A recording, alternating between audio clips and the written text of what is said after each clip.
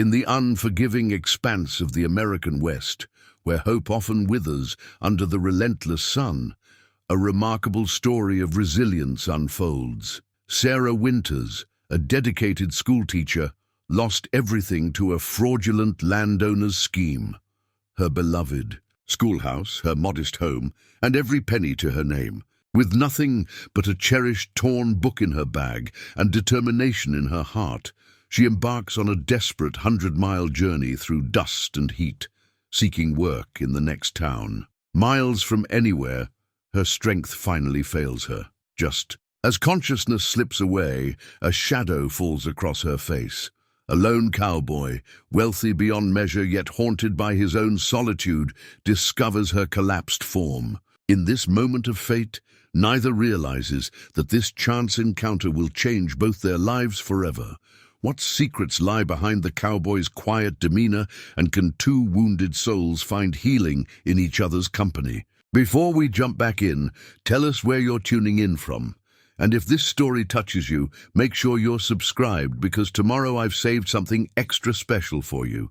The afternoon sun painted long shadows across the weathered floorboards of Willow Creek Schoolhouse as Sarah Winters stood at her worn oak desk, her fingers trailing over the smooth surface that 6 years of daily use had polished to a gentle sheen. Outside, the spring breeze carried the sweet scent of wild honeysuckle through the open windows, along with the distant laughter of children heading home. She hadn't told them it was their last day together, couldn't bear to see the confusion.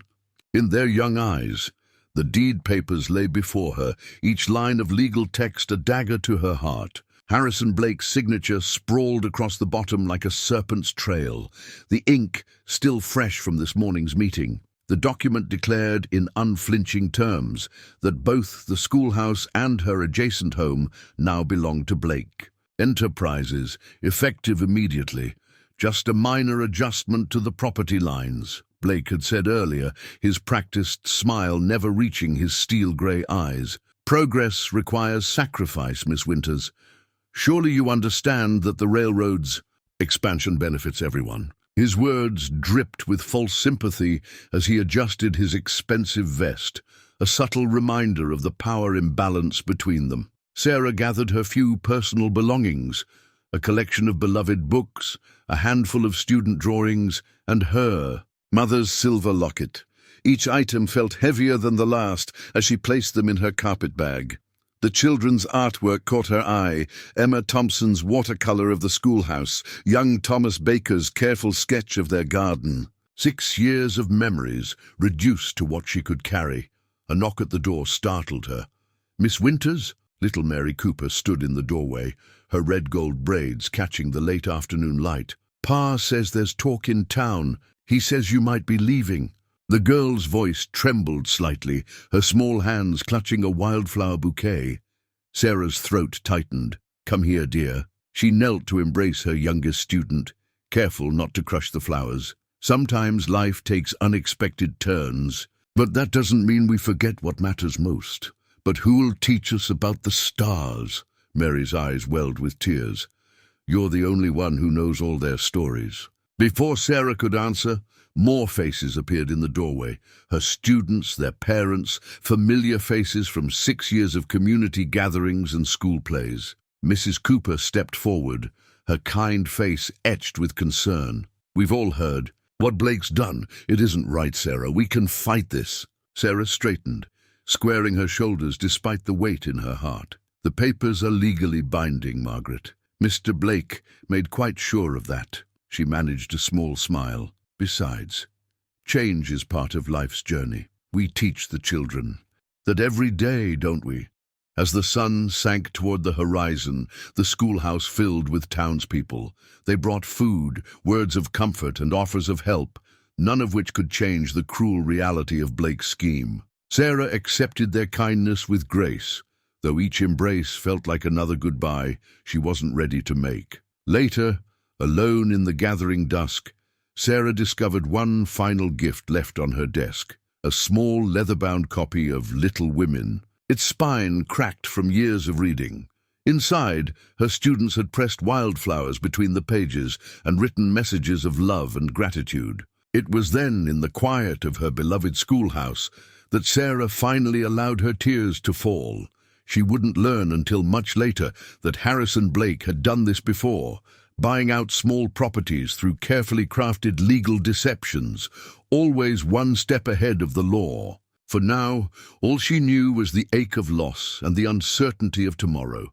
But as she locked the schoolhouse door for the final time, the weight of her mother's words echoed in her memory. Sometimes, dear heart, the hardest paths lead us exactly where we need to go. Sarah turned westward, toward the setting sun. Tomorrow would bring what it would, but tonight she had her memories, her dignity, and a worn copy of Little Women to keep her company through the dark hours ahead. In the fading light of her small home, Sarah spread a weathered map across her kitchen table, its creases deep from years of dreaming about places she'd never been. Her finger traced the thin line representing the road to Millbrook, the nearest town of any size, 103 miles as the crow flies. She'd checked the distance 3 times now, hoping somehow the numbers might change. The meager contents of her purse lay scattered beside the map. $2.37. Not enough for a stagecoach ticket, barely enough for supplies. Blake's timing had been impeccable, taking control just days after she'd spent her savings on new books for the school library. Books that now belonged to him, along with everything else. Sarah lit a candle as darkness crept in, its flame casting dancing shadows on the walls of what had been her home for 6 years. Every corner held a memory. The windowsill where she'd grown herbs for tea, the rocking chair where she'd graded papers late into the night, the hook by the door where her father's old pocket watch still hung, its steady ticking a reminder that time waited for no one. She picked up the watch, remembering her father's words, "The world's big, Sarah girl, but your spirit's bigger." He'd been gone 5 years now, but his wisdom still guided her. What would he say about her plan to walk to Millbrook? Perhaps he'd understand. He'd always said that desperate times called for determined hearts. Taking inventory of her possible supplies, Sarah moved methodically through her home. Her carpet bag could hold the essentials: 2 changes of clothes, her mother's Bible, the copy of Little Women from her students, a tin cup, and what little food she could carry. Her most comfortable boots, though worn, would have to suffice. For the journey, at her small desk, she began writing letters, one to Mrs. Cooper, one to Reverend Matthews, and one to the school board, though she doubted they'd stand against Blake's influence. Each letter carefully explained her decision to seek work elsewhere, her gratitude for the years spent in Willow Creek, and her hope that someone would continue teaching the children, even if in a makeshift classroom. The night deepened as Sarah worked on her hand-drawn copy of the map. She marked potential resting spots, water sources she'd heard travelers mention, and alternative routes in case the main road proved too exposed to the elements or to curious eyes. Blake had friends in neighboring towns. Better to stay away. From their notice, a soft knock interrupted her planning. "Sarah," Margaret Cooper's voice came through the door. "I brought you some supper." Sarah opened the door to find her friend holding a basket covered with a checkered cloth. The aroma of fresh bread and stew brought unexpected tears to her eyes. "You're planning to leave tonight, aren't you?" Margaret asked, setting the basket. On the table, her gaze took in the map, the partially packed bag, the letters. "At first light," Sarah admitted. "The longer I stay, the harder it will be." Margaret's face showed understanding mixed with worry. "It's a long way to Millbrook, Sarah. Let Thomas drive you at least part way in our wagon." Sarah shook her head. "Blake's men watch the roads. I won't risk bringing trouble to your family, Margaret. I'll manage." They embraced, both knowing this might be their last meeting for a long time. "Take this, then." Margaret pressed a small package wrapped in brown paper into Sarah's hands. "Dried beef and hard tack. It'll keep better than bread." After Margaret left, Sarah added the package to her bag, her heart full of gratitude for such friendship. She spent the remaining hours of darkness making final preparations, wrapping her feet carefully with strips of cloth before putting on her boots, filling her water canteen, and writing one last letter, this one to herself, a reminder of why she had to leave, why looking back wasn't an option. As the first grey light of dawn crept over the horizon, Sarah Winters stood in her doorway one last time. The morning star still hung in the western sky, pointing the way toward Millbrook like a beacon of hope. She adjusted the carpet bag on her shoulder, touched her father's watch for courage, and took her first step toward an uncertain future. Behind her, Willow Creek slept peacefully, unaware that its schoolteacher was walking away from everything she'd known, toward everything she'd yet to discover. The rising sun cast long shadows across the prairie grass as Sarah kept a steady pace along the lesser-used trail she'd chosen. Her boots, comfortable enough in the schoolhouse, already pressed against her heels with each step. The morning air held the promise of heat to come, though for now the coolness was a blessing. She'd avoided the main road, taking instead the old cattle trail that wound through the rolling hills. Twice she ducked behind scrub brush at the sound of approaching horses, her heart pounding until the riders passed. Neither group had been Blake's men, but she couldn't risk being seen and reported back to him. His influence reached far, and his pride wouldn't take kindly to her slipping away, instead of begging for charity. By mid-morning, the sun had burned away any trace of dawn's comfort. Sarah paused beneath a lone cottonwood tree, allowing herself a small sip from her canteen. The water was still cool, and she forced herself to recap it before taking more. "Ration everything," she whispered to herself, her teacher's voice emerging naturally even here, miles from any classroom. Opening her copy of Little Women, Sarah smiled at the pressed flowers her students had hidden between its pages. She'd read the book so many times she could recite whole chapters from memory, but now its familiar words offered new comfort. Jo March's determination to make her own way in the world seemed especially poignant this morning. A meadowlark's song drew her attention to the vastness around her. The prairie stretched out in all directions, an ocean of grass rippling in the warm breeze. In 6 years of teaching, she'd never felt so small, so alone. Yet there was freedom in this solitude, a chance to prove to herself what she was capable of surviving. Standing again was harder than she'd expected.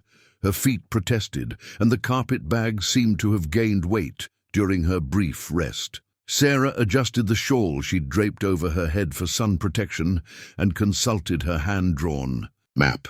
If she maintained this pace, she should reach Miller's Creek by sunset, a good place to rest, with fresh water and enough brush for shelter. As she walked, Sarah distracted herself by planning lessons she might teach in Millbrook, if they'd have. Her geography would be different now. She'd tell students about how the prairie changed color as the sun moved across the sky, how distance played tricks with the eye. Science lessons could include the hardy plants that thrived in this seemingly inhospitable land, the birds that soared overhead marking invisible air currents. A sharp stone through her boot sole interrupted her thoughts. Sarah sat again, this time to inspect what was becoming a worrying weakness in her left boot. The leather was wearing thin. It might not last the 100 miles she needed it to cover. Using a spare piece of cloth from her bag, she padded the inside as best she could. "One step at a time," she murmured, her father's favorite saying when, faced with a daunting task, the sun climbed higher and Sarah's steps grew shorter.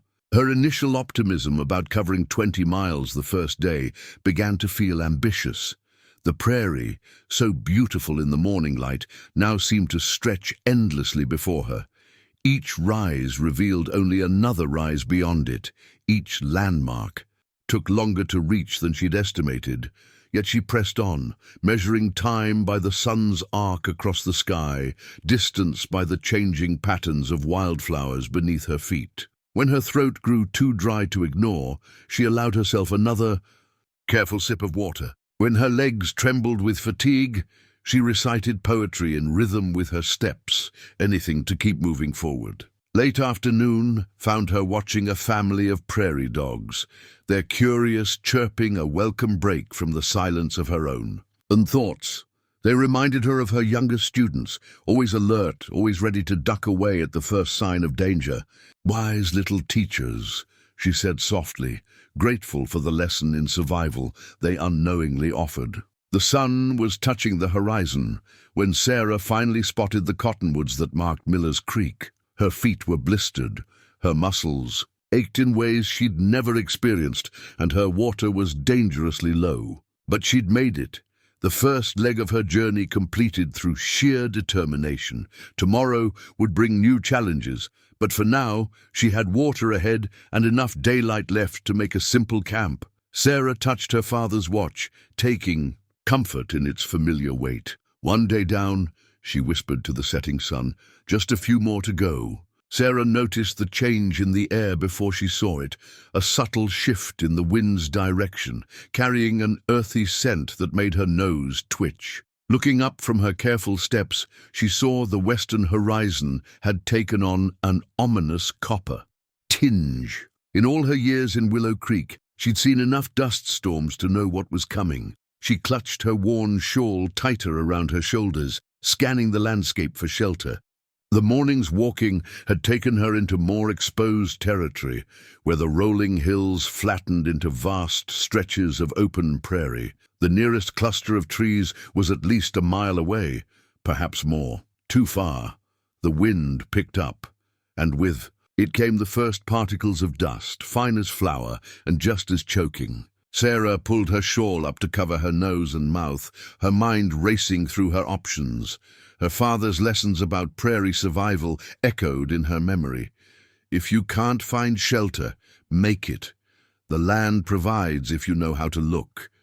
A depression in the ground caught her eye, a shallow buffalo wallow, worn into the earth by generations of great beasts that no longer roamed these plains. It wasn't much, but it would have to do. Sarah hurried toward it, her boots slipping on the loose soil as the wind grew stronger.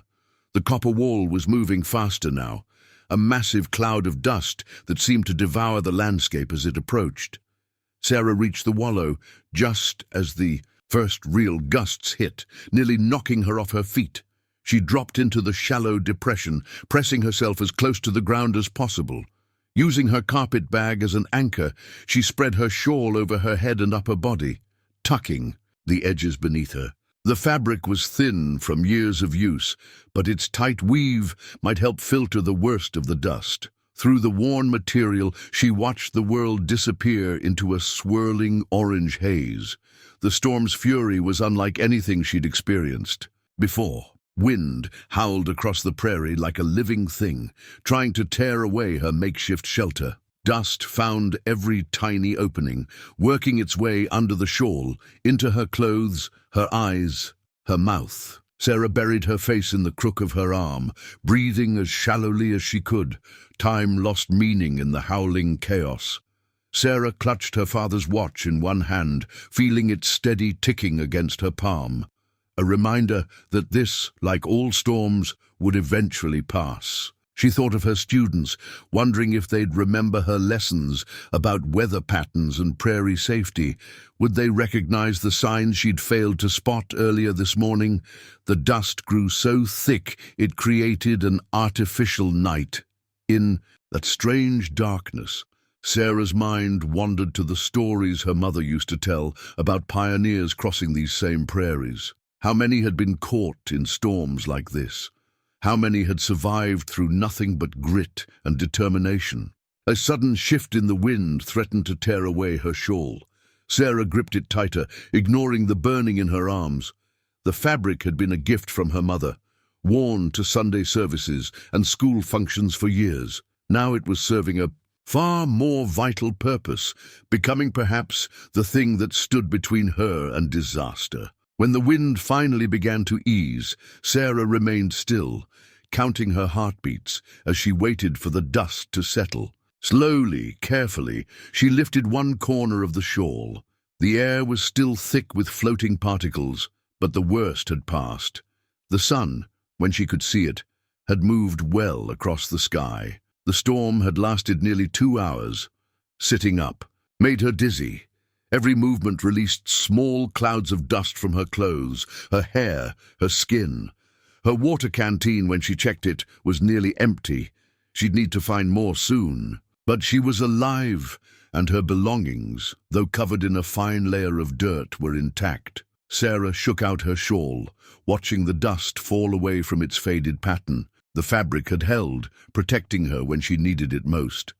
Like her, it was a bit weathered, but still serving its purpose. She wrapped it around her shoulders again, finding comfort in its familiar weight. Standing on shaky legs, Sarah consulted her map, now smudged with dusty fingerprints. The storm had cost her precious hours of daylight, but it had also taught her something valuable about herself. She was stronger than she'd known, more resilient than she'd believed. Like the prairie grass that bent but didn't break in the wind, she too would endure.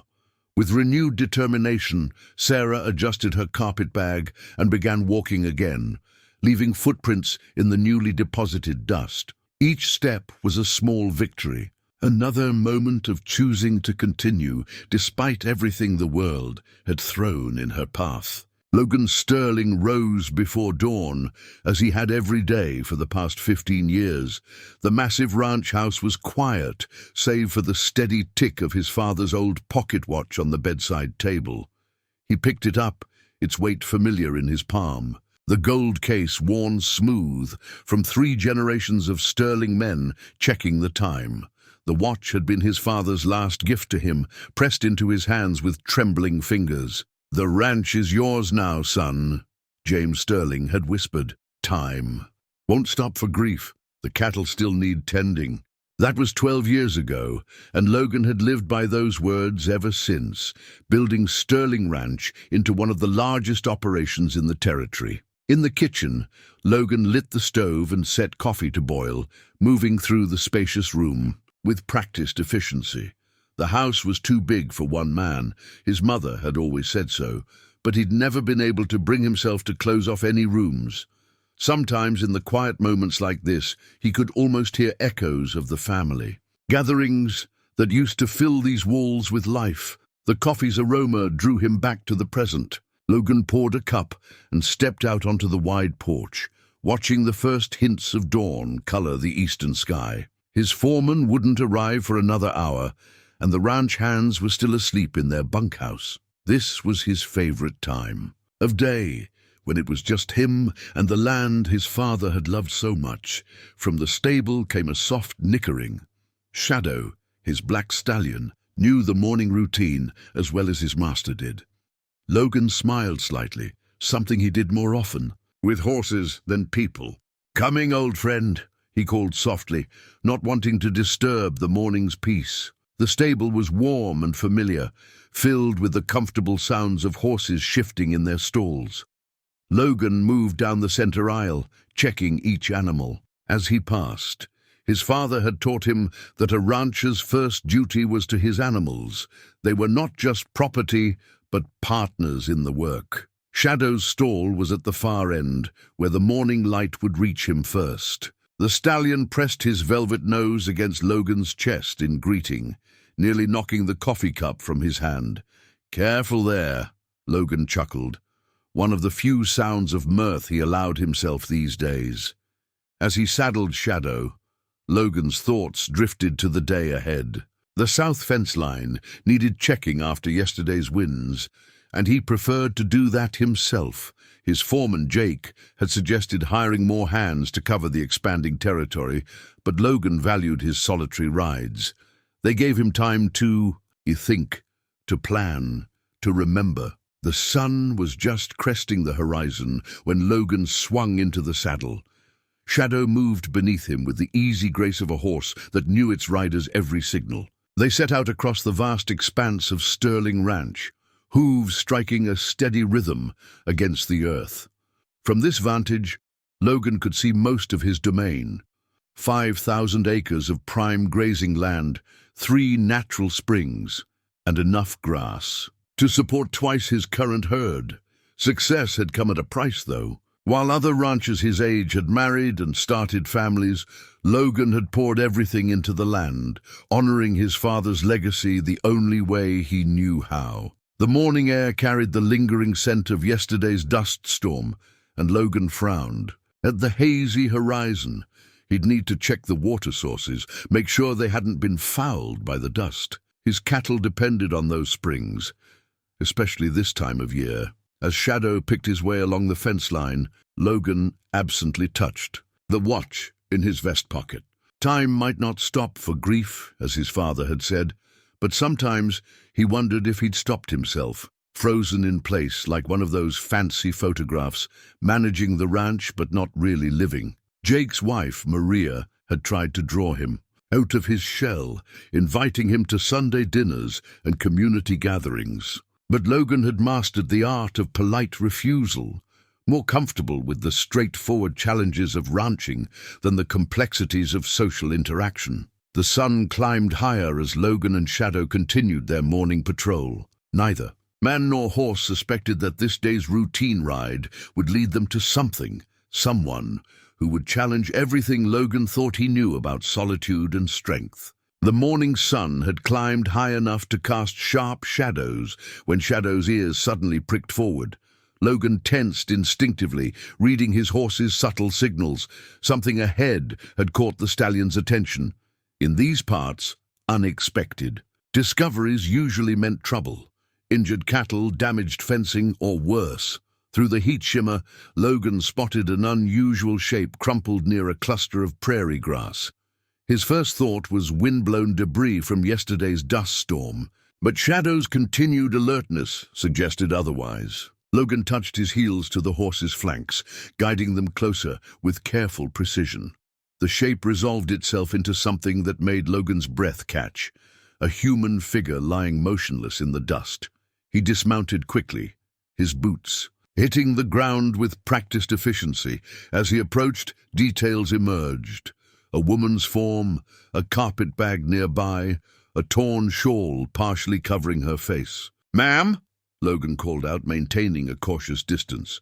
When no response came, he moved closer, noting the fine layer of dust coating her clothing. Her hand still clutched a battered book, knuckles white even in unconsciousness.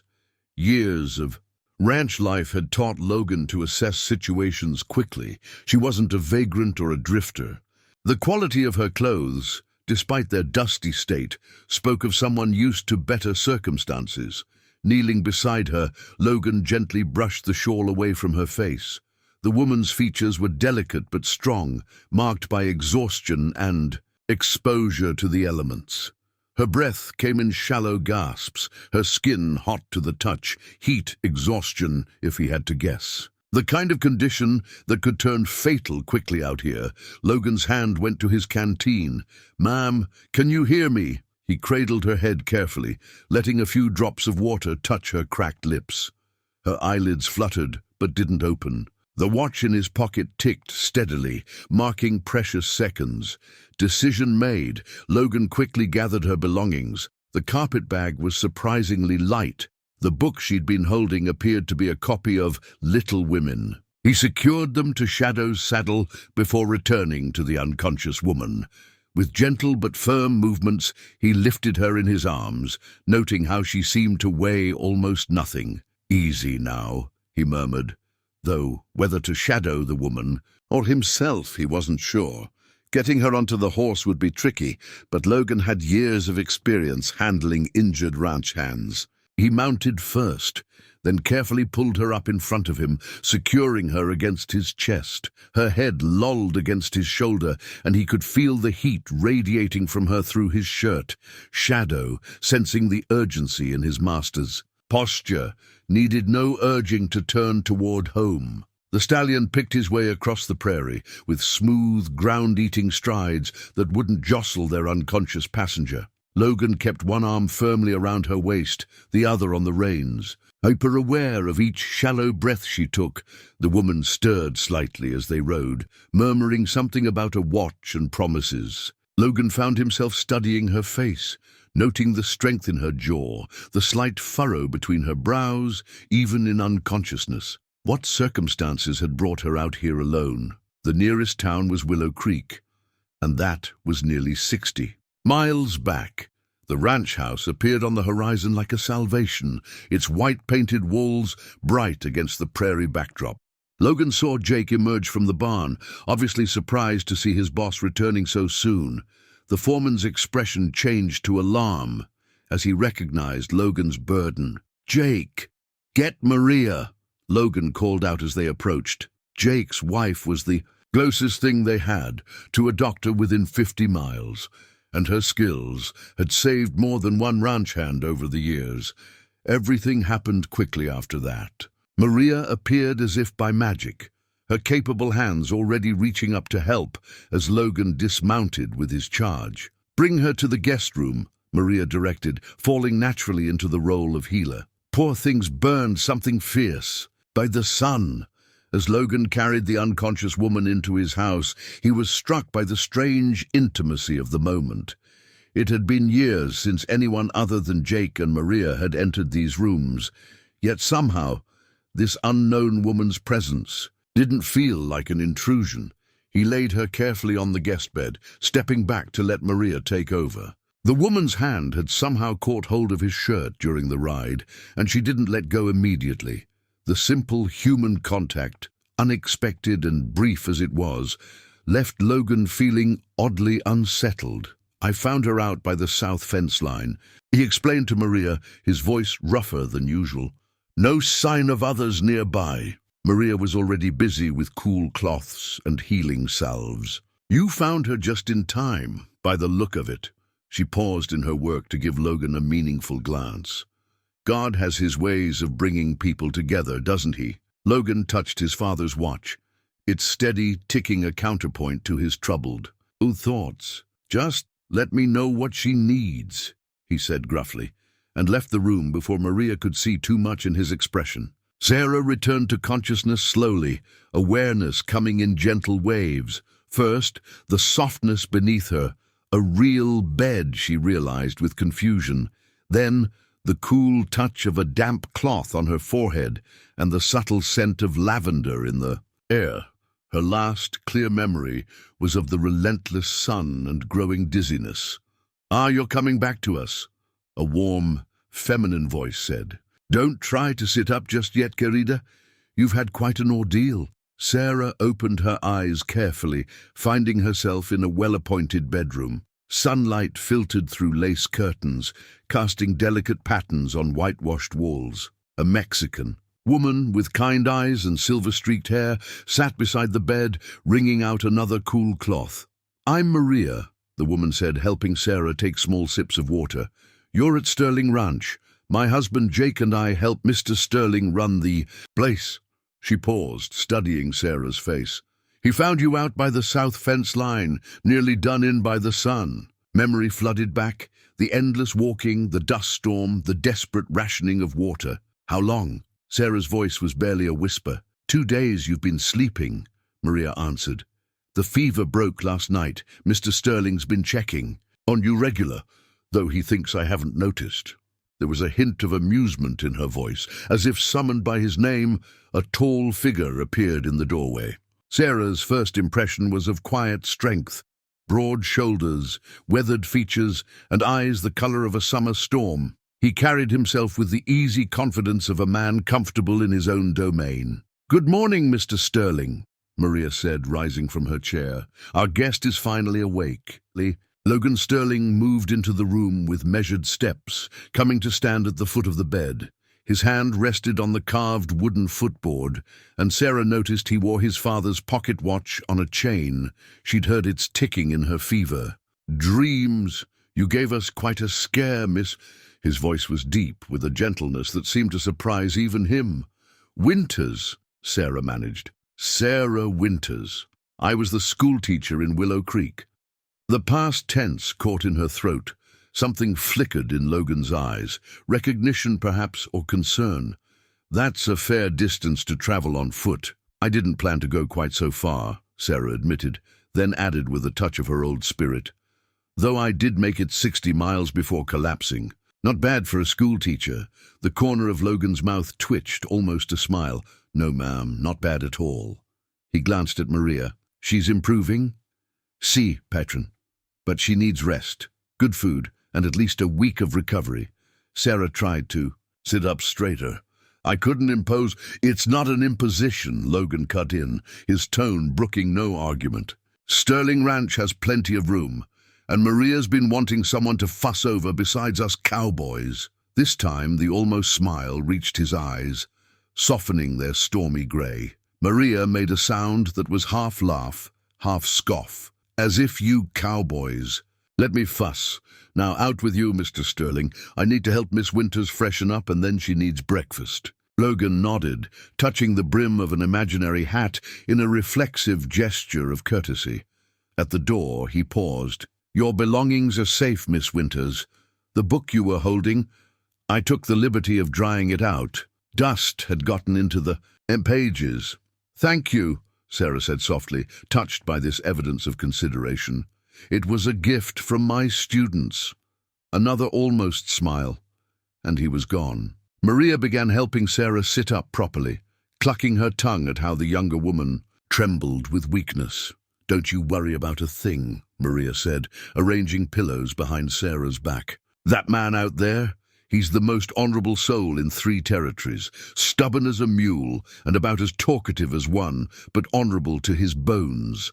Sarah found herself studying the doorway where Logan had stood. He seems solitary.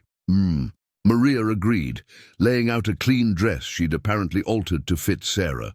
Running a ranch this size, making it prosper like he has, it's quite an achievement. But a man needs more than work to make a life whole, don't you think? Before Sarah could respond, the aroma of coffee and fresh bread wafted into the room. Her stomach rumbled, reminding her that she hadn't eaten properly in days. Maria smiled knowingly. First, we get you presentable. Then, food. And then, mi querida, you can tell me what drives a schoolteacher to walk 60 miles across the prairie alone. She patted Sarah's hand, but only when you're ready. Sarah sank back against the pillows, overwhelmed by the kindness of these strangers. Through the window, she could see the vast expanse of Sterling Ranch, green and gold under the morning sun. Somewhere out there, Logan Sterling was going about his day, carrying her welfare as yet another responsibility on his capable shoulders. For the first time since leaving Willow Creek, Sarah felt truly safe. The kitchen table at Sterling Ranch had seen its share of serious conversations over the years, but none quite like this. Sarah sat across from Logan, her hands wrapped around a steaming cup of coffee, while Maria busied herself nearby, pretending not to listen as she kneaded bread dough. 3 days of rest had brought color back to Sarah's cheeks. Though Logan noticed, she still moved carefully, as if expecting her strength to desert her. The morning light through the kitchen windows caught the auburn highlights in her hair, and he found himself having to consciously redirect his attention to the papers spread between them. Harrison Blake, Logan said, studying the deed papers. Sarah had finally felt strong enough to share. His voice carried a weight of recognition that made Sarah look up sharply. You know of him? Logan's jaw tightened. He tried similar tactics here 2 years ago. Claimed the railroad needed a right-of-way through the heart of Sterling Ranch. He reached into a nearby drawer, pulling out a yellowed newspaper clipping. But he'd tried it before in other places. I had Jake ride 3 days to verify his pattern. Sarah leaned forward to read the article, her eyes widening. The Carson Valley land scandal. This was him, under a different name. James Harrison back then. Logan confirmed. He changes names, but the scheme stays the same. False railroad claims, forged documents, always targeting smaller properties owned by people without the means to fight back legally. Maria's bread-kneading paused briefly. Like schoolteachers, she said softly. Sarah's hands tightened around her cup. He said it was all perfectly legal. The documents looked so official, and he had men with him. Men who carried guns beneath. Their fine coats, she swallowed hard. I should have fought harder, found a way to... No. Logan's voice was firm but gentle. Blake's operation works because he makes sure his victims feel isolated, powerless. But he made a mistake this time. Oh, Sarah looked up, meeting his steady gaze. He left a witness alive. Someone who can testify to his methods, who has proof of his dealings. Logan tapped the deed papers meaningfully. Someone with the courage to walk 60 miles rather than accept defeat. A slow flush crept up Sarah's neck. What good is courage without means? I can't afford a lawyer, and Blake has connections in every town from here to— I can, Logan interrupted, and my lawyer knows every judge worth knowing in the territory. He hesitated, then added more quietly, if you're willing to trust me with this. Sarah studied him for a long moment. Trust hadn't come easily since Blake's betrayal, but there was something in Logan Sterling's direct gaze that made deception seem impossible. Why would you help me? You barely know me. Because it's right, Logan said simply, and because Blake needs to be stopped before he destroys more lives. Maria chose that moment to slide a plate of fresh corn muffins onto the table. Eat while you plan, she instructed. Justice requires strength, and strength requires food. The domestic gesture broke the tension, drawing a small smile from Sarah. Logan watched as she selected a muffin, noting how her hands had steadied. She was stronger than she knew, this schoolteacher who'd walked so far. There's something else, Sarah said after a moment. The children of Willow Creek, they have no school now. Blake's railroad development left them with nowhere to learn. Logan nodded slowly, recognizing the pain in her voice. Education matters to you. It's not just reading and arithmetic, Sarah said, passion bringing color to her cheeks. It's showing children they can be more than their circumstances. That knowledge and determination can open doors. She paused, embarrassed by her outburst. I'm sorry, I don't mean to— Never apologize for caring about something worth fighting for, Logan said. The intensity in his voice made Sarah look up again, finding his eyes fixed on her with an expression that made her heart skip. Maria hummed softly to herself, gathering her bread dough for its final rise. Outside, the morning sun climbed higher over Sterling Ranch, its light touching the kitchen table, where two people who had been strangers days ago now bent their heads together over papers and plans, united in a cause that went beyond themselves. And, if Logan's hand rested a bit closer to Sarah's than strictly necessary, well, Maria wasn't going to mention that either. Dawn painted the ranch house in shades of gold as Sarah stood on the wide porch, breathing in the morning air. A week of proper rest and Maria's cooking had restored her strength, though her dreams still sometimes echoed with the sound of endless walking. The ranch's morning routine unfolded before her. Ranch hands heading to their duties, the distant lowing of cattle, and Logan's tall figure moving purposefully between the barn and the corral. She watched him pause to check a young colt's leg, his movements gentle despite his size. There was a patience to him that revealed itself in quiet moments like these, when he thought no one was watching. Coffee, Miss Winters? Jake appeared at her elbow, offering a steaming cup. Logan's foreman had his wife's kind eyes, and an easy manner that made everyone feel welcome. Thank you, Jake. Sarah accepted the cup gratefully. And please, it's Sarah. After all, I'm starting to feel like part of the furniture around here. Jake chuckled. Furniture doesn't help Maria with the accounts like you did yesterday. She says you got a gift for numbers, just simple bookkeeping. Sarah demurred, though she'd enjoyed helping Maria organize the ranch's ledgers. Teaching had required similar skills, tracking supplies, managing small budgets, keeping careful records. Simple or not, the boss noticed. Jake nodded toward Logan. First time in years those books have been properly balanced. He's used to doing everything himself, you see. Sarah sipped her coffee, considering this. She'd seen Logan working late into the night, poring over accounts by lamplight. It seems a heavy burden, managing all this alone. Wasn't always alone, Jake said quietly. His father built this place from nothing, taught Logan everything he knew. When the fever took both his parents within a month of each other, Logan was just 23, had to grow up fast, become the man his father believed he could be. Movement in the corral drew their attention. Logan was demonstrating something to a young ranch hand, his hands moving with precise confidence as he adjusted the horse's tack. The morning sun caught the silver threading through his dark hair at the temples, evidence of responsibilities accepted too young. He's done his father proud, Sarah said softly. That he has. Jake gave her a sidelong glance. Though James Sterling always hoped for more than just success for his son, wanted him to find the kind of happiness he'd had with Logan's mother. Before Sarah could respond, Maria's voice rang out from the kitchen. "Jake, those fence posts won't mend themselves." Jake tipped his hat with a grin. "Yes, my love." "Don't let her work you too hard, Miss Sarah. She's got enough energy for 10 people. Left alone on the porch, Sarah found her gaze drawn back to Logan. He was approaching now, his own coffee cup in hand, and she felt the familiar flutter in her stomach that his presence increasingly inspired.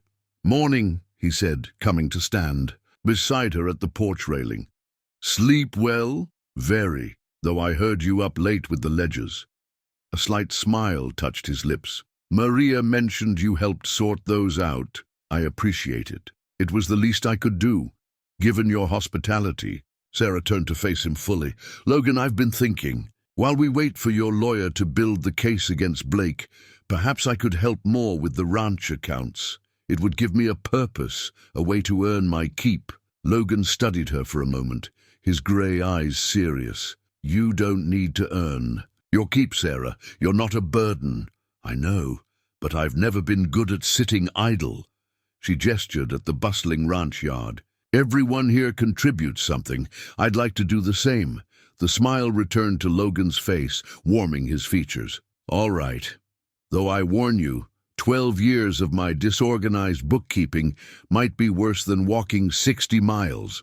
Sarah laughed, surprising both of them with the bright sound. "I doubt that.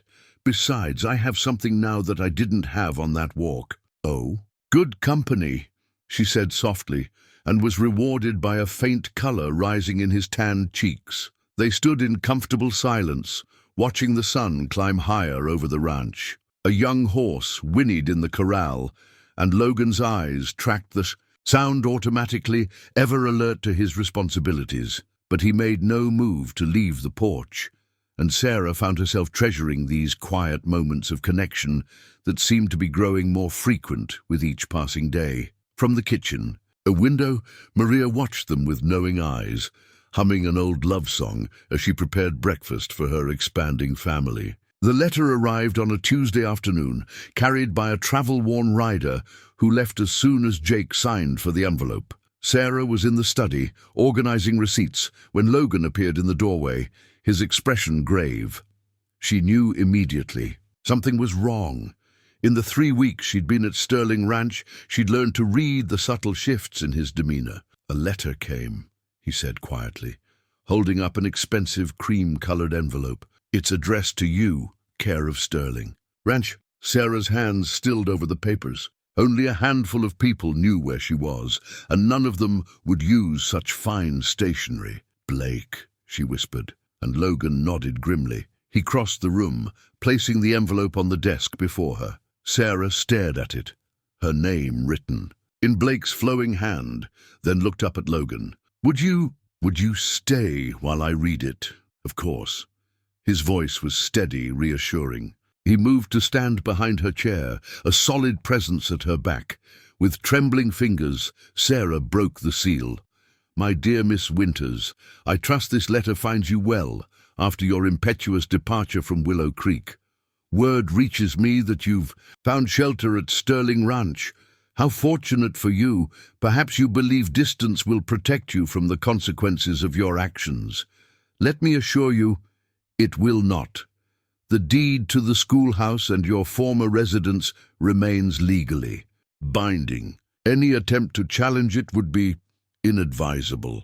I would hate to see your rash behavior bring trouble to those currently harboring you. Sterling Ranch is quite impressive, I hear. It would be a shame if its owner became entangled in legal complications due to misplaced gallantry. Consider this friendly advice from one who knows the law intimately. Regards, Harrison Blake." Sarah's hands shook as she set the letter down. Behind her, Logan's breathing had grown measured in the way she'd learned meant he was controlling anger. "He's threatening the ranch," she said softly. "Because of me." Logan moved around to lean against the desk, facing her. "No, He's threatening the ranch because he's afraid of what we might do with the evidence you have. But he's right about one thing. The deed is legally binding. I signed it, even if I was deceived about its true nature." Sarah pushed back from the desk, pacing to the window. Outside, the ranch continued its daily rhythm, peaceful and productive. "I can't let him destroy all this because of my problems." "Sarah." Logan's voice stopped her pacing. She turned to find him watching her with an intensity that made her breath catch. "Your problems became mine the moment I found you on my land. And Blake's mistake was thinking he could intimidate either of us." He picked up the letter, studying the expensive paper. "This shows he's worried. A man confident in his position doesn't send threats." He met her eyes. "Unless you want to back down." The question held no judgment, only respect for her choice. Sarah straightened, feeling the same steel in her spine that had carried her 60 miles across the prairie. "No, but I won't risk Sterling Ranch in the process. The ranch can take care of itself." Logan's lips curved in a rare full smile. "And Blake doesn't know what he's up against. I've already heard from my lawyer. There are other victims willing to come forward now that someone's taking a stand." Sarah moved back to the desk, her skirts rustling in the quiet room. "He won't give up easily, neither will we." Logan's hand covered hers where it rested on the desk, warm and calloused. The simple contact sent awareness shooting through her entire body. Together, the word hung in the air between them, heavy with meaning beyond their fight against Blake. Sarah looked up to find Logan watching her with an expression that made her heart race. For a moment, she thought he might. A knock at the door broke the spell. Maria entered with a tea tray, took one look at their faces and the letter on the desk, and set her burden down with unusual force. "What has that snake Blake done now?" Logan's hand reluctantly left Sarah's as he turned to explain the situation. But something had shifted between them, some barrier fallen away in the face of shared purpose and mutual protection. Later, Sarah would tuck the letter away in her carpet bag, not as a reminder of fear, but as evidence of the moment she truly understood she wasn't alone anymore. Blake had meant to frighten her back into isolation. Instead, he'd only strengthened the bonds forming in her new home. The old bunkhouse had stood empty for years, its windows gathering dust until Sarah saw its potential. Now, on a bright morning a week after Blake's letter arrived, she stood before a newly installed chalkboard, facing 6 eager faces, the children of Sterling Ranch's hands aged from 6 to 13. "Does anyone know the story of how the North Star helped guide people home?"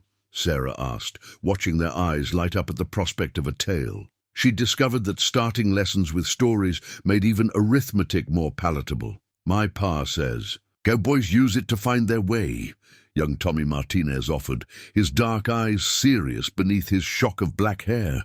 "That's right," Sarah smiled, turning to the chalkboard. "And today, we're going to learn how to calculate distances using the stars, just like the cowboys do." A sound from the doorway drew her attention. Logan stood there, his broad shoulders filling the frame, watching the scene with undisguised appreciation. Sarah felt warmth bloom in her cheeks, but continued her lesson. "First, we'll need to understand angles," she explained, drawing a triangle on the board. "Imagine you're lost on the prairie at night. The stars become your map, but to read that map, you need to understand some basic geometry." The children bent over their slates, copying her diagram with varying degrees of success. Even 13-year-old Anna Garcia, who'd initially claimed she was too old for school, leaned forward with interest. "Miss Winters makes sums come alive." Sarah heard Tommy whisper to Logan, who had moved quietly to the back of the room. "Pa says she's magic." Logan's low chuckle warmed the air. "I'd have paid more attention in school if my teacher had explained things this way." The morning passed quickly, filled with lessons that wove practical ranch knowledge into traditional subjects. Sarah taught multiplication using cattle counts, geography through trail maps, and reading from books about Western wildlife. Each lesson was carefully designed to show the children how education could enhance the life they knew. When the children filed out for their midday meal, Logan remained, studying the chalkboard where Sarah had drawn her star charts. "You've transformed this place," he said quietly. "I should have thought of it years ago. The Hands children needed a school." Sarah wiped chalk dust from her hands. "They're bright children, eager to learn. Anna has a gift for mathematics that could take her far. Her father mentioned she's talking about becoming a teacher herself now." Logan moved closer, helping Sarah straighten the room's simple benches. "You've given them more than lessons, Sarah. You've given them possibilities."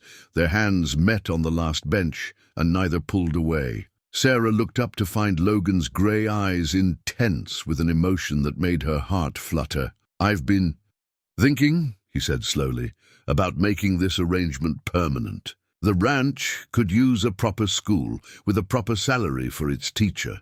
He paused, watching her face carefully. "If you'd be interested in staying on," Sarah's breath caught. "What about Blake? Blake's days of intimidation are numbered.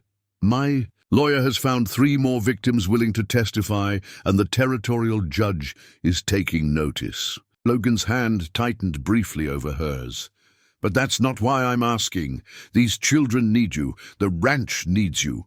The unspoken words hung between them. "I need you. I'd need proper supplies," Sarah said, her practical nature asserting itself. Even as her heart soared, books, maps, a globe perhaps, whatever you require. Logan's smile transformed his face, erasing years of solitude. "I trust your judgment, schoolteacher." The old nickname had become something of an endearment between them, and Sarah felt herself smiling in response. "Then yes, Mr. Sterling, I accept the position." "Good." He straightened, reluctantly releasing her hand. "Though I should warn you, there might be one more student joining your class occasionally." Sarah raised an eyebrow questioningly. "I find myself wanting to learn about the stars," Logan admitted, a hint of color touching his tanned cheeks. "Seems I've been missing quite a few lessons in life." He left her standing in the schoolroom, her heart full of possibilities she'd never dared imagine when she'd started her desperate walk across the prairie. Through the window, she watched him stride across the ranch yard, stopping to speak with Jake, every movement speaking of a man increasingly at peace with his world. The chalkboard behind her still showed the evening star's path across the sky, and Sarah touched the diagram gently, understanding now that some stars did more than guide you home. They helped you find where you belonged all along. The autumn morning dawned with an uneasy stillness that made the horses restless in their stalls. Sarah felt it too as she prepared the schoolroom, an electric tension in the air like the moments before a storm breaks. When she heard the sound of multiple horses approaching, she knew instinctively that Blake had finally come. Through the schoolroom window, she watched 3 expensive carriages roll into the ranch yard, followed by a half-dozen mounted men. Harrison Blake stepped down. From the lead carriage, immaculate in a black suit that seemed to absorb the morning light. His silver-headed cane caught the sun as he surveyed the ranch with the proprietary air of a man already counting his profits. Logan emerged from the main house, every inch the rancher in his work clothes and boots, a deliberate contrast to Blake's city refinement. Sarah's heart clenched at the sight of him walking alone to meet such a force, but then she noticed Jake and several ranch hands casually taking up positions around the yard. Not alone then, never alone. "Mr. Sterling," Blake's voice carried clearly across the yard. "I see you've been harboring my runaway schoolteacher. Miss Winters is employed here now." Logan's reply was measured, but firm. "And we both know she didn't run away from anything legal." Blake's smile didn't reach his eyes. "I have documents that say otherwise." He gestured, and a man in a lawyer's suit stepped forward with a leather portfolio, including new papers concerning Sterling Ranch's water rights. Fascinating thing about old property laws, they can be full of surprises. Sarah moved to the schoolroom door, drawn by the confrontation, despite her instinct to stay hidden. She saw Logan's shoulders tighten, though his voice remained steady. My father secured those rights 30 years ago. Ah, but did he secure them properly? Blake examined his manicured nails. My research suggests some irregularities. Nothing that can't be resolved, of course. For a price. Logan's hand moved to his father's pocket watch, a gesture Sarah had come to recognize as his way of finding strength in his heritage. You've done your research, Blake. Then you know Sterling Ranch holds grazing contracts with half the cattle operations in the territory. If our water rights are challenged, it affects more than just me. Precisely. Blake's false bonhomie echoed across the yard. Such a shame if regional cattle production were disrupted, unless, he paused meaningfully, you could convince Miss Winters to withdraw certain allegations she's been making, return to Willow Creek perhaps, and sign a few additional papers. Sarah's feet carried her forward before she could think better of it. So that's your game, she called out, her voice stronger than she felt. Threaten the entire region's livelihood to cover up your frauds. Blake's facade cracked slightly at her appearance. Miss Winters, still making trouble, I see. Still exposing truth, she corrected, coming to stand beside Logan. His hand brushed hers briefly, a gesture of support that didn't go unnoticed by Blake's sharp eyes. How touching, Blake sneered. The lonely rancher and the penniless schoolteacher. Tell me, Sterling, do you know what happened to the last man who tried to interfere with my business? The courts can be very expensive and accidents do happen. A new voice cut through the tension. Are you threatening violence before witnesses, Mr. Blake? Or should I say, Mr. Harrison? Or perhaps you prefer James Blackwood, as you were known. In Carson Valley, Judge Martinez, the territorial circuit judge, stepped down from the last carriage. His weathered face showed no emotion, but his eyes were hard as he surveyed the scene. Blake's composure slipped for the first time. Judge Martinez, I wasn't aware you were in the area. Clearly. The judge moved to stand before Blake. I've spent the past month reviewing some very interesting documents. Sworn statements from Carson Valley, land office records from 3 territories, and most recently, evidence of witness intimidation and fraud right here in Willow Creek. Sarah felt Logan's hand find hers properly this time, their fingers intertwining as they watched Blake's carefully constructed world begin to crumble. My lawyer will... Blake began, but the judge cut him off. Your lawyer? Judge Martinez nodded. Toward the man with the portfolio, who was now backing away. He's welcome to present his arguments at your trial, though given that he's implicated in half these fraudulent documents, he might want to secure his own representation first. At some unseen signal, 4 U.S. Marshals emerged from the judge's carriage. Blake's face went from red to white as he realized the depth of the trap he'd walked into. You can't, he sputtered, raising his silver-headed cane like a weapon. Logan moved then, faster than Sarah would have believed possible. One moment he was beside her, the next he had Blake's. Cane twisted from his grasp. The smaller man bent backward over the carriage step. That's enough, Logan said quietly, dangerously. You've brought your last threat to my ranch and my family.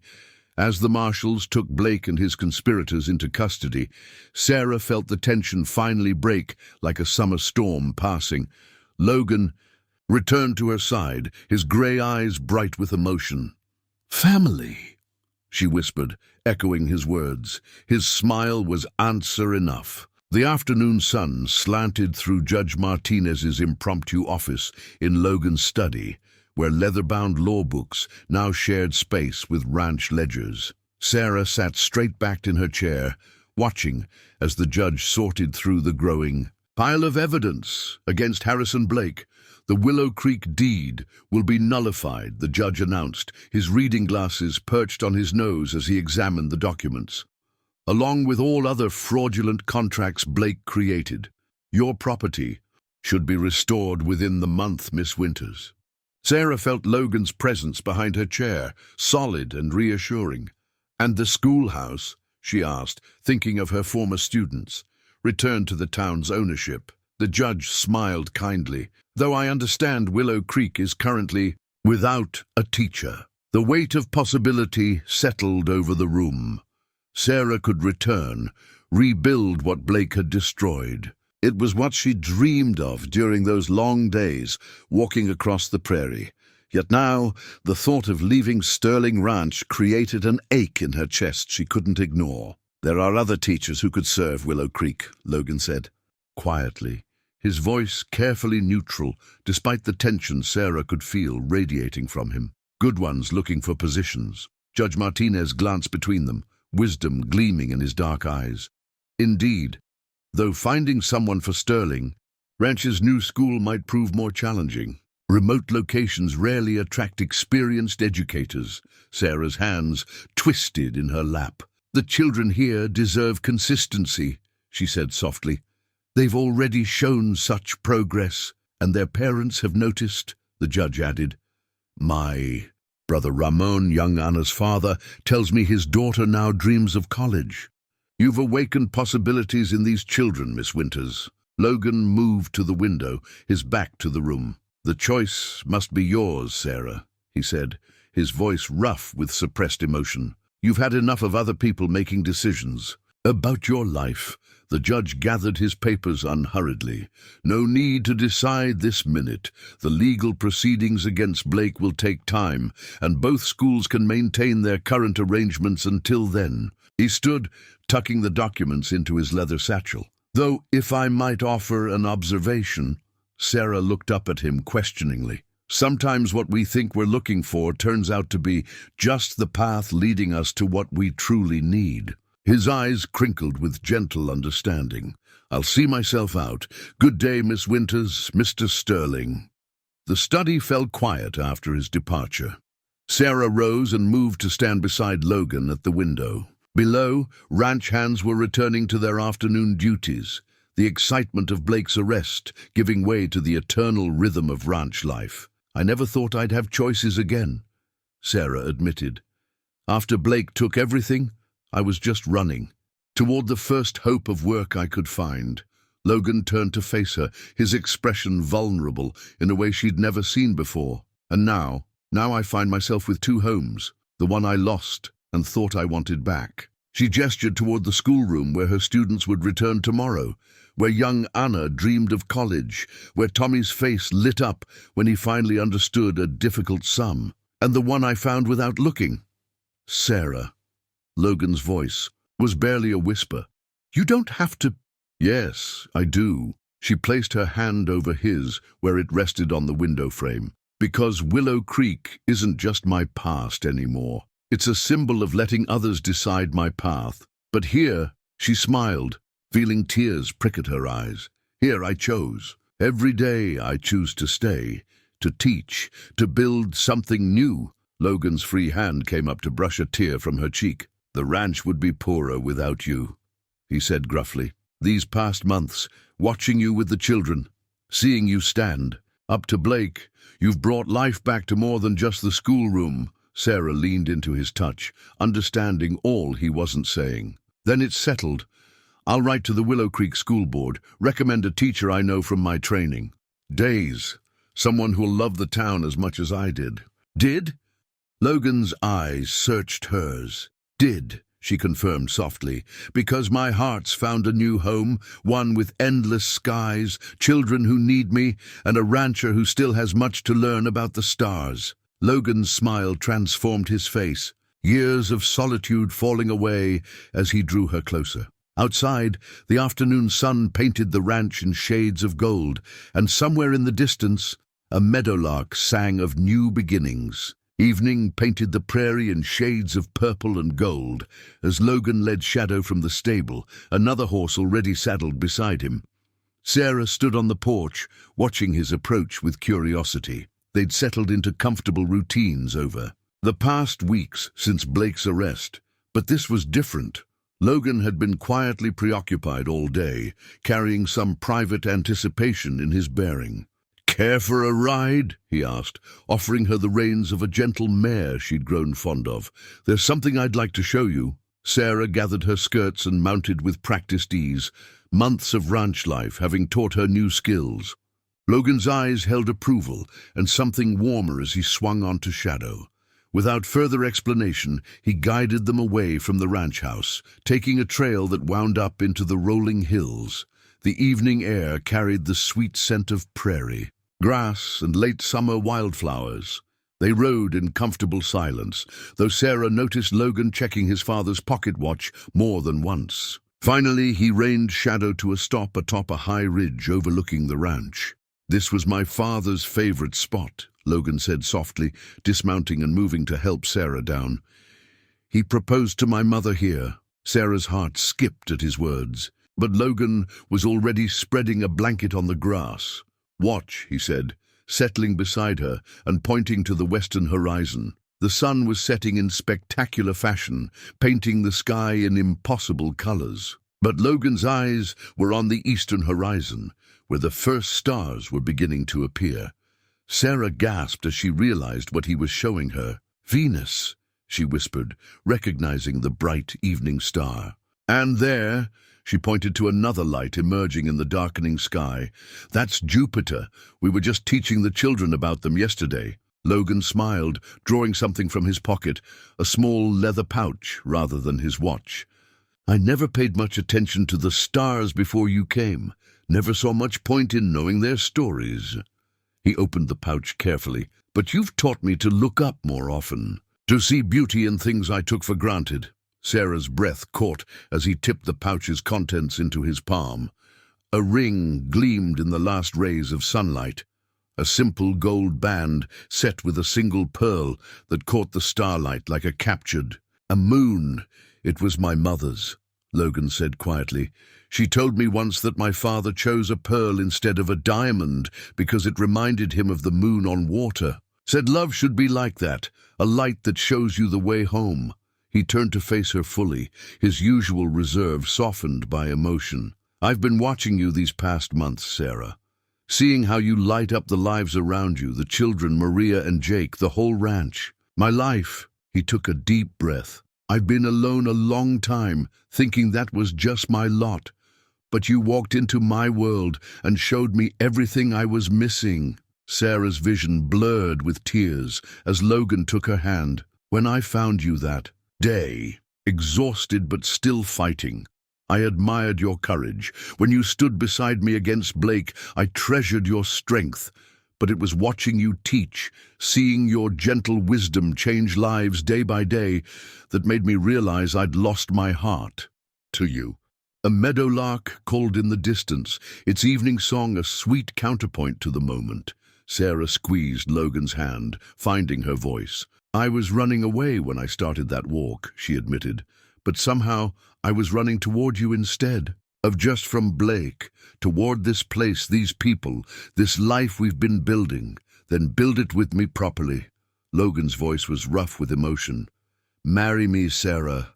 Be my wife, my partner, my heart's true home." Sarah looked at the ring gleaming in the starlight, then at the ranch spread out below them, their home, their future. Finally, she met Logan's eyes, seeing in them all the love and hope she felt in her own heart. "Yes," she whispered, then laughed with pure joy. "Yes." As Logan slipped the ring onto her finger, Venus blazed brighter in the darkening sky. Sarah leaned into his embrace, understanding at last that some journeys weren't about the destination at all, but about finding the person you were meant to walk beside all along. The morning sun streamed through the study windows as Sarah and Logan bent over architectural drawings spread across his father's old desk. The pearl in Sarah's ring caught the light as she traced the proposed layout for Sterling Ranch's new schoolhouse, a proper building to replace the converted bunkhouse with large windows, space for 20 students, and even a small library. "The foundation can be started next week," Logan said, his shoulder warm against hers as they studied the plans. "Jake knows a crew in Cedar Springs who can help with the building. They owe him a favor." "And the books?" Sarah asked, touching the carefully itemized list she'd prepared. Years of teaching had taught her exactly what a growing school would need. Logan smiled, pulling out a telegram from his vest pocket. "Already ordered, along with the globe you wanted, and enough slates for 3 years' worth of new students." His expression softened. My mother always said education was the best investment a person could make. Sarah turned to face him, touched by his thoughtfulness. She was a wise woman. I wish I could have known her. She would have loved you. Logan's hand covered hers where it rested on the plans. Actually, I found something of hers yesterday. And that, well, Maria's been helping me go through the attic. He moved to his father's roll-top desk, withdrawing a carefully wrapped package. Sarah opened it gently to find a leather-bound book of lesson plans, the pages filled with elegant handwriting. Your mother was a teacher? Logan nodded. Before she married father, she taught in a one-room schoolhouse much like yours in Willow Creek. He touched the book's worn cover. She always said she never really stopped teaching, just found different lessons to share. Sarah leafed through the pages with reverent care, finding notes on everything from arithmetic to natural history, all tied to practical ranch life. Logan, these are perfect for what we're trying to build here, a school that honors both learning and the life these children know. A knock at the study door interrupted them. Maria entered, her face bright with excitement. The dress patterns have arrived from Denver, she announced, and Ana Garcia has a surprise for you both. They followed Maria to the schoolroom, where 13-year-old Anna stood proudly beside a new addition to the wall, a hand-drawn map of Sterling Ranch, carefully labeled with distances, landmarks, and mathematical calculations. I used the geometry you taught us, Miss Winters, Anna explained, and the surveying techniques Mr. Sterling showed my father. She pointed to careful notations in the corner. See? I calculated the total acreage and compared it to the official ranch records. They match exactly. Sarah felt Logan's quiet pride radiating beside her. He'd spent several evenings teaching Ramon Garcia modern surveying methods, part of their shared vision of helping the ranch hands and their children build better futures. This is excellent work, Anna, Logan said gravely. Would you be interested in helping Jake update all our boundary maps? We could use this kind of precision. The girl's face lit up. Really? Papa said I shouldn't bother you with my numbers, that running a ranch is men's work. Your papa hasn't met enough ranchers then, Logan replied. The best ones know that strength comes in many forms. His hand found Sarah's, their fingers intertwining naturally. Just look at your teacher here. She walked 60 miles to prove. At that point, Sarah squeezed his hand, remembering their conversation from the night before. They'd talked late into the evening about their dreams for the ranch. Not just the school, but classes for the adults too. Reading and writing for those who never had the chance to learn. Mathematics for the hands who wanted to better understand the business side of ranching. Even special sessions where the older ranch hands could share their generations of practical knowledge. Speaking of walking, Maria interjected with a knowing smile, the ladies at church are asking about the wedding plans. They're quite excited about helping with the preparations. Sarah felt a blush warm her cheeks. The community's enthusiasm for their engagement had been overwhelming in the best way. Even her former students from Willow Creek had sent congratulations, along with pressed flowers for her bouquet. We'll need a larger schoolroom soon, Anna observed thoughtfully, adding a note to her map. Especially if you have babies. Logan's sudden cough made Sarah laugh, even as her own cheeks grew warmer. One project at a time, dear, she told Anna, though your mathematical planning is admirable. Later, watching Anna proudly show her map to Jake and the other hands, Sarah leaned against Logan's shoulder. Your mother was right, you know. The best investments aren't just in buildings or books. Logan's arm slipped around her waist. They're in people, in possibilities. He pressed a kiss to her temple, in love. Outside, the foundation stones for their new schoolhouse waited to be laid, solid as their shared dreams for the future. The afternoon sun was beginning to soften when Logan appeared at the schoolroom door, his expression holding a hint of mystery that Sarah had come to recognize. He'd been disappearing on mysterious errands lately, conferring quietly with Jake.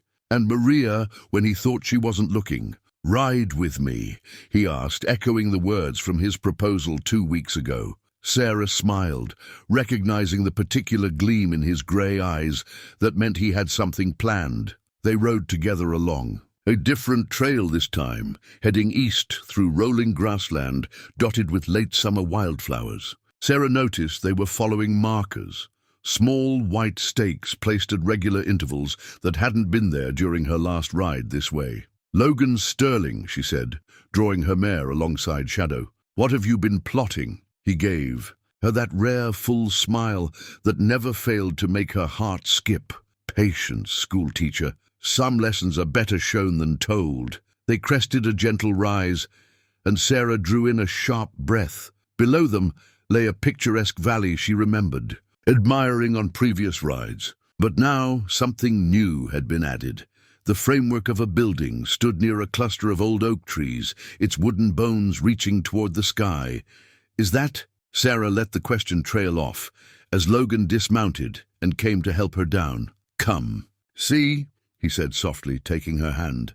As they walked toward the structure, details emerged. The foundation was solid limestone, the framework crafted from sturdy ranch timber. Large spaces had been left for windows, and a wide porch wrapped around two sides. It wasn't a large house, but its proportions were perfect for the setting. "You thought," Logan said carefully, "that you might like a place of our own. Somewhere between the ranch house and the school, where we could start our life together." He squeezed her hand. "The main house will always be there for ranch business, but this would be just ours." Sarah walked slowly through the framework, touching the solid beams. She could see it already, morning sun through eastern windows, comfortable chairs on the porch for summer evenings, space for a garden like the one she'd had in Willow Creek. "Maria helped with the plans," Logan continued. "Said every new bride should have a say in her kitchen's design, and there's room for a library." He paused, suddenly looking uncertain. "If you like it, that is. If not, we can change anything." Sarah stopped his words with a kiss, rising on tiptoes to reach him. When she pulled back, his eyes were warm with love and relief. "It's perfect," she whispered. "But how did you manage this without me noticing?" Logan chuckled. "Jake's been running interference, keeping you busy with school plans while we worked. And those mysterious meetings with the lumber mill, not entirely about the schoolhouse." He led her to where the porch would be, pointing out features as the sun began to set. "The bedroom will face east, so you can see the sunrise. There's space for a study where you can prepare lessons. And here," he guided her to a particular spot, "this is where I thought we could put your mother's rocking chair, the one Maria's been restoring. For quiet evenings, or," he colored slightly, "or for when we have little ones to rock to sleep." Sarah leaned against him, overwhelmed by the thought he'd put into every detail. "You've planned everything." "Not everything." Logan turned to face her, taking both her hands in his. "I have one more proposal for you, Sarah Winters. The ranch is doing well, better than ever with your help on the books. I'd like to set up a fund, using part of our profits each year. A scholarship for students like Anna who dream of college." Sarah's eyes filled with tears as he continued. "You've shown me that Sterling Ranch can be more than just a cattle operation. It can be a place where dreams grow alongside the herds, where children learn their letters and their sums, but also learn that the sky's not the limit." He touched her chin gently. "What do you say? Partners in this too?" "Yes," Sarah breathed, just as she had on the hilltop 2 weeks ago. 1,000 times yes. The setting sun painted their future home in shades of gold, while overhead, the first stars began to appear. Logan drew Sarah close, both of them watching the play of light and shadow through the house's wooden frames. "In a month," he said softly, "this will be finished. A week after that we'll be married, and then we begin," Sarah finished for him, her head resting against his shoulder. "Though really, we began the moment you found me on your land." "No," Logan corrected gently. "We began the moment you decided to walk 60 miles rather than give up. I just had the good fortune to be at the end of your path." They stayed until twilight, planning and dreaming, while around them their Home-to-be stood sturdy and full of promise in the gathering dark. Golden morning light streamed through the tall windows of Sterling Ranch's new schoolhouse as Sarah adjusted the class register on her desk. The fresh pine boards still carried the scent of sawdust, and the brass bell above the door gleamed like a promise. Beside the register lay another book, her mother-in-law's lesson plans, now supplemented with Sarah's own notes and ideas.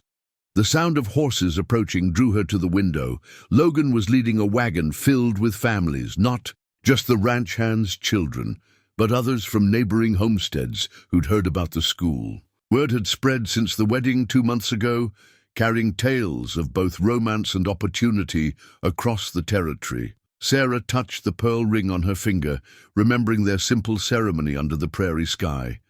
Judge Martinez had officiated, and her former students from Willow Creek had traveled all that way to sing hymns as she walked toward Logan. Even Blake's arrest and conviction hadn't overshadowed the joy of that day. "Ready for the first day?" Logan's voice came from the doorway. He'd taken to walking her to the schoolhouse each morning, claiming it was on his way to the north pasture, though they both knew it wasn't. Almost.